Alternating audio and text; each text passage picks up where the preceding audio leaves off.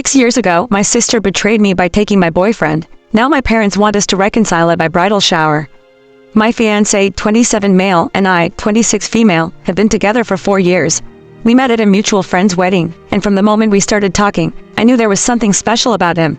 He's everything I've ever wanted. Kind, supportive, and incredibly attentive. This is why the news that my estranged sister, Natalie, is being invited to my bridal shower feels like a cruel job orchestrated by the universe. Natalie, 29, and I haven't spoken in 6 years. Not since the night she betrayed me in a way I never thought possible. She was my best friend growing up, my protector, and someone I looked up to in every sense of the word. We were inseparable despite our different personalities. She was bold and confident, always the life of the party, while I was quieter, happier to stay in the background. People loved Natalie for her charisma, but I loved her for her heart, or at least the version of her heart I thought I knew. 6 years ago, when I was 20, I introduced my then boyfriend, Caleb, to my family. Caleb and I had been dating for 2 years at the time.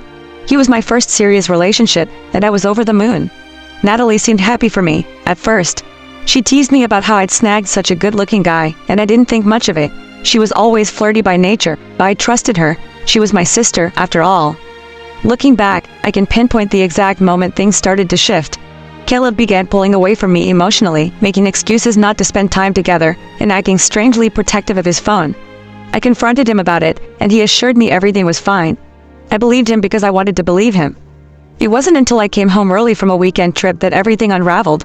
I walked into my apartment to find Natalie and Caleb together, laughing, holding each other in a way that was far too intimate for just friends. My stomach dropped as I stood frozen in the doorway. When they noticed me, Caleb looked like a deer caught in headlights. Natalie, on the other hand, didn't even flinch. "What are you doing here?" she asked, as if I was the one intruding. I couldn't process what was happening. My boyfriend and my sister, together, the betrayal felt like a physical blow. "Are you serious right now, Natalie?" I managed to choke out, tears already streaming down my face. She rolled her eyes and crossed her arms, as if she were annoyed by my reaction. "Look, it's not like you were going to marry him anyway. He's not your type." Caleb didn't say a word. He just stood there, looking ashamed but not enough to actually defend me. I left that night and never looked back. I cut off all contact with both of them, blocked their numbers, and deleted every picture I had of them from my phone. For months, I couldn't eat or sleep properly. My parents tried to mediate, insisting that family is family, but I couldn't forgive Natalie for what she'd done. The pain ran too deep. Over time, I rebuilt my life. I met my fiancé 2 years later, and he helped me rediscover what it felt like to be truly loved. He knows about Natalie and Caleb, though I spared him most of the details. I don't like talking about it. It feels like reopening an old wound that never fully healed. Now, 6 years later, my parents are trying to play peacemaker again. They called me last week to let me know they'd invited Natalie to my bridal shower. "It's time to let bygones be bygones," my mom said, her voice drooping with the kind of forced optimism that made my blood boil. "Are you serious?" I shot back. "She betrayed me in the worst possible way, and you think I'm just going to forgive and forget because it's convenient for you?" "She's your sister," my dad chimed in. "You only get one family." I wanted to scream. My parents have always had a blind spot when it comes to Natalie. She was the golden child, the one who could do no wrong. Even when she was a teenager and got caught sneaking out of the house, they laughed it off, chalking it up to her free spirit. Meanwhile, I was the responsible one, the one who followed the rules, and yet I was the one who always seemed to bear the brunt of their disappointment. "I'm not ready for this," I told them firmly, and honestly, I don't think I'll ever be. But my words fell on deaf ears. My mom ended the call with a cheery, "Well, just think about it. It would mean so much to us." I spent the past few days spiraling.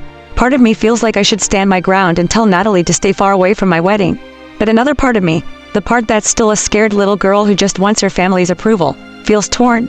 I don't want to cause a scene at my bridal shower, but I also don't want to pretend everything is okay when it's not. What makes it even harder is that Natalie has been reaching out to me through social media. She sent me a long message on Instagram, apologizing for what happened and saying she wants to make things right. She claimed she was going through a dark time back then and made a lot of mistakes, but she's grown since then. She wants a chance to prove to me that she's changed. I haven't responded. I don't know if I ever will. Her words feel hollow, like they're meant more to ease her own guilt than to actually make amends. And honestly, even if she has changed, how can I ever trust her again? As the bridal shower approaches, I feel like a ticking time bomb.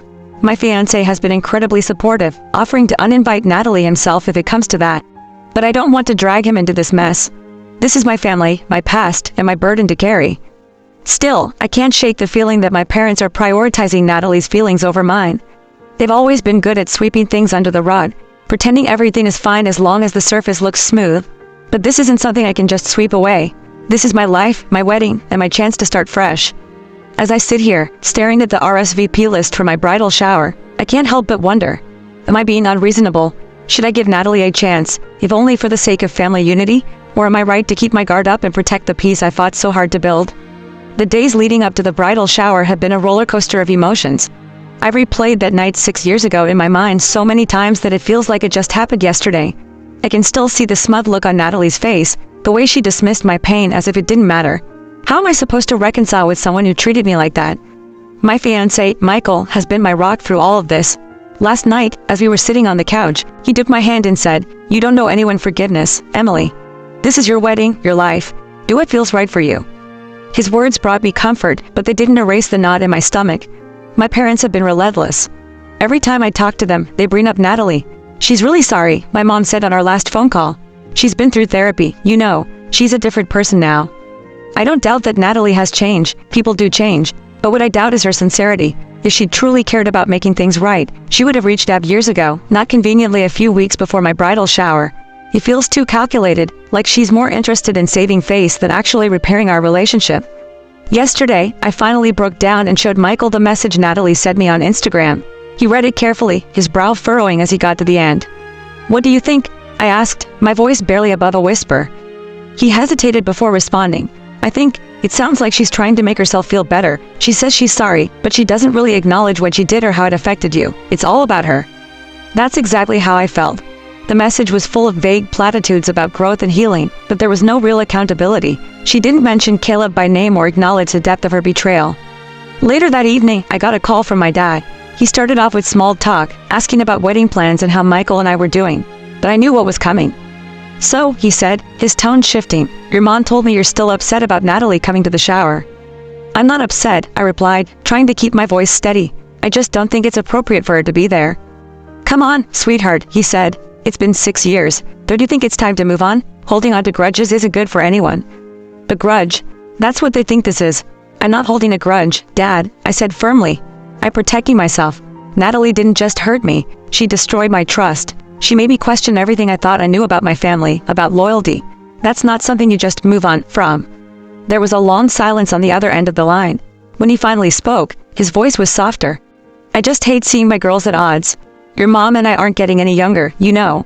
We want to see our family whole again before it's too late." I felt a pain of guilt at his words, but I pushed it aside. This wasn't about them, it was about me. "Dad, I understand where you're coming from, but this isn't something you can fix with a party or a heartfelt apology. Natalie and I need time, space, and maybe a lot of therapy before we can even think about being in the same room together. I need you to respect that." He sighed heavily. "All right, sweetheart, I hear you, but just think about it, okay?" I promised I would, though in my heart, I already knew my answer. The bridal shower is tomorrow, and I still haven't decided what to do about Natalie. My parents insist she's coming regardless of how I feel, which feels like a slap in the face. Michael offered to talk to them for me, but I told him no, this is my battle to fight. This morning, I received another message from Natalie. This one was shorter, more direct. "I know I've hurt you, and I don't expect you to forgive me, but I'd really like the chance to explain myself. If you're willing to meet before the shower, please let me know." I stared at the message for a long time, my emotions swirling. Part of me wanted to delete it and move on. But another part of me, the part that still remembers the sister I once loved, felt a tiny flicker of hope. Could this be the beginning of healing, or would it just reopen old wounds? After talking it over with Michael, I decided to meet Natalie. We arranged to meet at a coffee shop downtown, a neutral place where I could leave if things got too intense. When I arrived, she was already there, sitting at a table by the window. She looked different, older, more subdued. There was no trace of the confident, carefree sister I used to know. When she saw me, she stood up and gave me a tentative smile. "Hi," she said softly. "Hi," I replied, my voice colder than I intended. We sat down, and for a moment, neither of us said anything. Then Natalie took a deep breath and began to speak. "I know I can't undo what I did to you," she said, her voice trembling, "and I don't expect you to ever forgive me. But I need you to know that I regret it every single day. I was selfish, immature, and honestly, I was jealous of you. You had everything I wanted. A loving relationship, a future full of possibilities. I was in such a bad place, and I took it out on you. I'm so sorry, Sophie." Hearing her say those words felt like a punch to the gut. I waited so long for an apology, but now that I had it, I didn't know how to feel. I don't know if I can forgive you, I admitted, my voice cracking. What you did broke me, Natalie. I had to rebuild my life from the ground up, and I did it without you. I don't know if we can ever go back to the way things were. I understand, she said, tears welling up in her eyes, but I hope, someday, we can at least try. As I left the coffee shop, I felt a strange mix of emotions, anger, sadness, and maybe a tiny glimmer of hope. Update: it's been a week since the bridal shower, and I'm still processing everything that happened. After meeting Natalie at the coffee shop, I was torn. Part of me wanted to believe she was sincere, but the other part of me, scarred by years of pain, was still on guard. I decided to let her come to the bridal shower, not because I was ready to forgive her, but because I wanted to see if her actions matched her words. The day of the shower was a whirlwind. My friends, Michael's family, and a few colleagues all gathered to celebrate. The room was filled with laughter and love, but I couldn't fully relax knowing Natalie would be walking through the door at any moment. When she arrived, she looked nervous, almost out of place. She brought a gift, a beautifully wrapped box that she set on the gift table before approaching me. "Hi," she said quietly, her hands clasped in front of her. "Thank you for letting me come." I nodded, unsure of what to say. My mom swooped in, clearly relieved to see us in the same room. She gushed about how beautiful everything looked and how proud she was of me. It was the kind of overcompensation I come to expect from her. Throughout the party, Natalie kept her distance, which I appreciated. She didn't try to force a heart-to-heart or make a scene. Instead, she mingled politely with the guests, congratulated Michael, and stayed in the background. It was strange. For years, I'd imagined confronting her in some dramatic fashion, but here she was, quiet and unassuming. After the party, when most of the guests had left, Natalie approached me again. "Sophie," she said, her voice trembling, "I just want you to know that I'm really proud of you. You built such a beautiful life for yourself, and I'm so sorry I wasn't there to support you through it. I know I don't deserve another chance, but I hope, someday, you'll let me be a part of your life again." I didn't know what to say. Her words felt genuine, but they didn't erase the years of pain she caused me.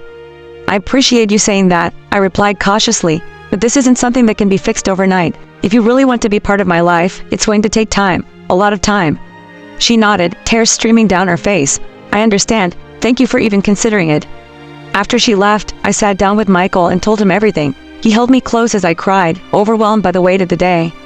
"I'm proud of you," he said softly. "You handled today with so much grace. Whatever happens with Natalie, just know that I'm here for you, no matter what." It's been a few days now, and I'm starting to feel a strange sense of peace. Allowing Natalie to come to the shower was one of the hardest things I've ever done, but I think it was the right choice. I don't know if we'll ever have the kind of relationship we once did, but I'm open to seeing where things go. As for my parents, they've been walking on eggshells around me ever since the shower.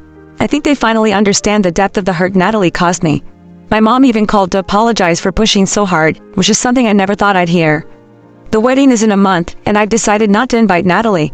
It feels too soon, and I need to protect the happiness and peace I've worked so hard to build. I explained this to her in a text, and while she said she was disappointed, she told me she understood. Healing isn't linear, and it's not easy, but for the first time in years, I feel like I'm on the right path. Whether Natalie and I can fully reconcile remains to be seen, but for now, I'm focusing on the people who have always supported me and the future I'm building with Michael.